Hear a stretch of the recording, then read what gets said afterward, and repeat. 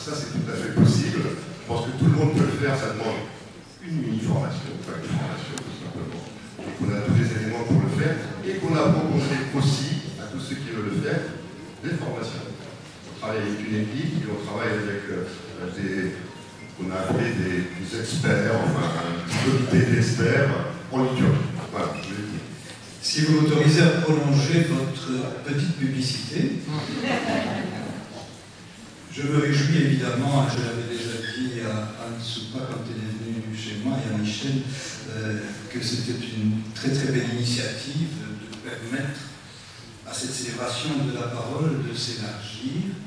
Mais vous aurez remarqué qu'aujourd'hui, j'ai très peu parlé de cela, dans le sens où, à la différence peut-être du monde protestant, et Dieu sait que je travaille avec des protestants, pasteurs et pasteurs, je ne focalise pas l'essentiel ou le tout de ce que signifierait célébrer comme laïque, sans de mon prêtre, sur la parole et sur le commentaire ou l'actualisation de l'Évangile. D'autant plus que faire cette démarche, et tant mieux, je dis bien si elle est faite, exige quand même quelque chose de l'ordre de l'intellectuel, alors que célébrer, c'est beaucoup plus large que cela et, comment dire, beaucoup plus populaire.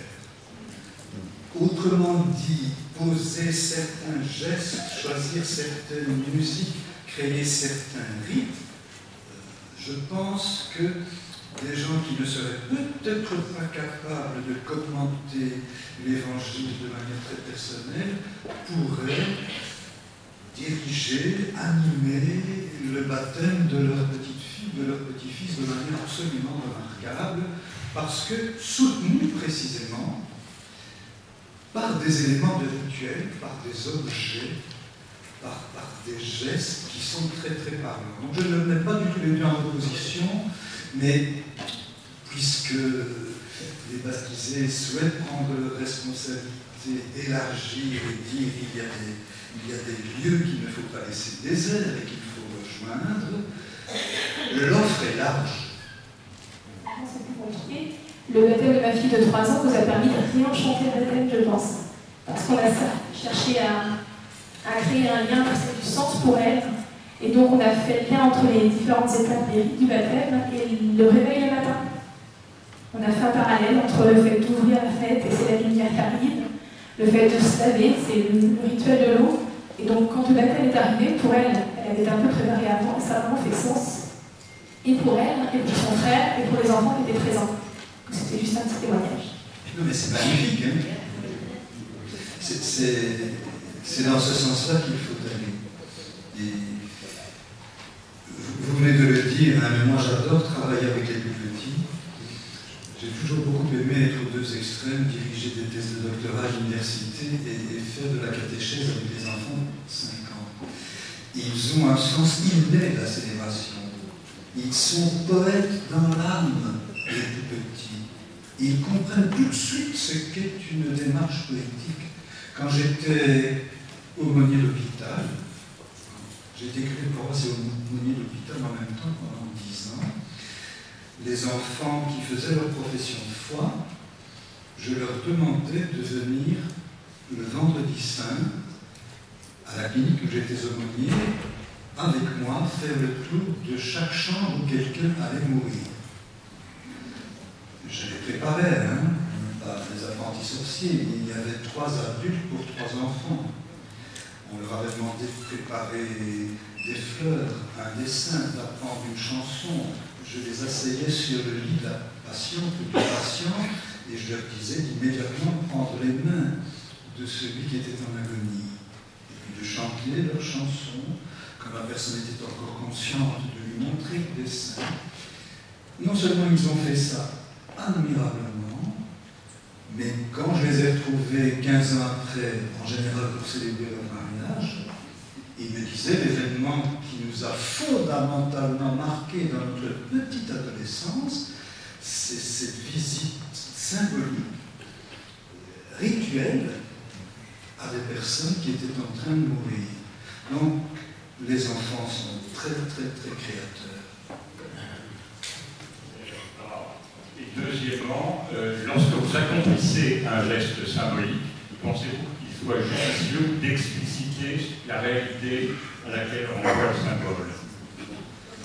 Mais je peux regrouper vos deux questions.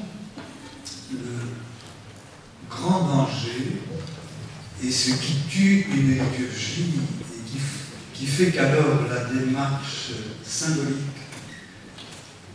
ne passe pas ou est trop compliquée ou est réservée à, c'est quand il faut l'expliciter. Vous savez, quand vous assistez à une ordination et qu'il y a là un commentateur qui dit « et maintenant le prêtre va se mettre à plat ventre parce que, et maintenant l'évêque va faire ceci parce que, et maintenant on va faire ça parce que », il ne reste rien de la célébration. Une célébration commentée n'est plus une célébration. Je ne dis pas qu'il n'y a pas des règles, des clés à donner quelquefois. Par exemple, quand le jeudi saint, chez moi, nous célébrons l'onction de Béthanie, et que nous estimons que quand Jésus a dit à la dernière scène « Faites ceci en mémoire de moi », le partage du pain, il avait dit quelques jours avant chez Simon le lépreux « Faites ceci en mémoire d'elle ». Il ne faut jamais séparer les deux mémoires. « Faites ceci en mémoire d'elle », c'est-à-dire l'onction, et faites ceci en mémoire de moi, le partage du pain. Il faut qu'avant la liturgie, j'ai quelques secondes pour dire à l'Assemblée, pour ceux qui n'y sont pas habitués, pourquoi nous allons refaire la démarche de Béthanie. Mais au moment où on fait la démarche, il n'y a aucun commentaire. Il faut que, pour le dire de manière très simple, le geste, le texte, s'il y a une lecture ou un poème, le chant, œuvrent à la même démarche et précisément rendent le symbole fort. Et le symbole, c'est bien, d'ailleurs c'est ce que ça veut dire étymologiquement, réunir deux choses qui appartiennent à deux univers différents pour qu'elles deviennent une, symbolaire. Réunir les deux pièces, et puis il y a quelque chose qui en surgit. Notre vie, à travers la liturgie, c'est vraiment la définition, je pourrais dire que c'est une définition du symbole, hein, ce que dit avec Bélicy, faire de l'au-delà. Je suis en train de vivre une fin de vie terriblement douloureuse parce que j'ai la maladie de Charcot, que ma paralysie devient affolante et que nous allons essayer de célébrer, de dire quelque chose, de poser un geste sur ce qui m'arrive là. Cette maladie, je la ressaisis symboliquement à travers le geste que je pose. Je me suis trouvé devant une vieille dame qui venait de faire une tentative de suicide. À un moment donné, je lui ai proposé de célébrer ce qu'elle avait voulu exprimer à travers sa tentative de suicide. Donc elle est venue avec ses filles, et à quelques-uns, nous avons eu une liturgie, et on a même fait cela dans le contexte d'une messe, mais c'était à haute teneur symbolique, car pour moi, une célébration ne peut jamais être mensongère. C'est pas de la confiture, une célébration, c'est pas pour effacer la rudesse de la réalité. Cette dame qui puisait chez une de ses filles où il y avait 5 petits-enfants a failli y rester avec tous les médicaments autour d'elle. Elle a pris conscience du geste terrible qu'elle avait posé et en même temps nous voulions entendre sa souffrance jusqu'au bout. Et une manière de porter cette souffrance avec elle et de lui permettre de la dépasser, c'était de célébrer. C'était très symbolique, si vous voulez. Qu'est-ce que vous pouvez nous dire sur la célébration, ritualisation de la préadolescence et de l'adolescence? Parce que ça me paraît très important dans la transmission de la foi avec les petits enfants. Il y en a sûrement parmi vous qui ont peut-être une expérience plus grande du vécu avec les adolescents. Moi, mon expérience serait plutôt le vécu avec les étudiants. Donc je vais surtout partir de là. Les petits adolescents, oui, je vous ai donné des exemples, mais moi je me suis surtout trouvé avec des jeunes de 18 à 24-25 ans. Et j'espère ne pas vous choquer, je leur ai toujours dit de ne surtout pas venir chez moi, dans mon prieuré, que ça n'avait rien à voir avec leur vécu. Et donc quand je vais aller jusqu'au bout, pour ne pas vous laisser sur une phrase aussi énigmatique. Quand, ce qui m'arrive tout le temps, je suis entouré de jeunes couples qui ont 40 ans, 35 ans, qui me disent « Non, je ne veux plus entendre parler de tout ça, qu'est-ce qu'il faut faire ?» et qui croient qu'il faut renouveler, qu'il faut ajouter de la guitare et que sais-je encore. Je dis « Mais vous êtes vraiment complètement à côté de la plaque, mais à du 200 à l'heure. C'est un genre littéraire qui ne leur convient pas. Et jamais les jeunes qui sont de leur temps n'entreront dans ce genre littéraire-là. C'est comme vouloir donner des conférences à des jeunes. Enfin, ils ne fréquentent plus ces lieux-là. Et toutes les organisations le remarquent, que vous soyez dans la laïcité, la franc-maçonnerie ou l'Église, c'est partout des têtes blanches. Mais c'est entre autres lié au fait que la manière même de célébrer est radicalement autre. Donc, par exemple, il est impossible pour des adolescents qu'il y ait dans une célébration une hiérarchisation avec quelqu'un qui aurait l'autorité, etc. C'est chacun de nous à égalité, chacun prend la parole, tout ça se négocie. Donc, je balbutie parce que je ne peux pas dire que je suis un expert de l'adolescence, mais en tout cas, ça doit formidablement nous faire réfléchir. Et donc, moi j'ai inversé les choses. J'étais prof à Louvain, y compris quand j'étais vice-recteur, et je m'occupais beaucoup des mouvements étudiants. Je leur ai toujours dit, c'est vous qui allez m'inviter chez vous. Moi, je ne vais jamais vous inviter dans un truc à moi, mais j'aimerais beaucoup participer à ce que vous faites, ce que vous créez, ce que vous célébrez. Et alors, je vous assure que le dialogue devient passionnant et que ces jeunes vous posent de magnifiques questions. Ce que j'ai vécu avec Salomé et que je vous ai raconté, là, et la paille et le cheval, tout est venu d'eux. J'ai juste eu, mais ce n'est pas rien, la responsabilité de relier pour que quand on vit cela tous ensemble, il n'y ait qu'une cohérence, que ce ne soit pas n'importe quoi dans tous les sens. Là, c'est une petite parenthèse que je fais, elle est très très importante à mes yeux. Il faut toujours un célébrant dans une célébration. Il faut toujours un célébrant, et qui n'est pas un animateur. J'avais l'autre jour un jeune couple non-croyant qui me dit « Est-ce que vous voulez bien préparer notre mariage ?»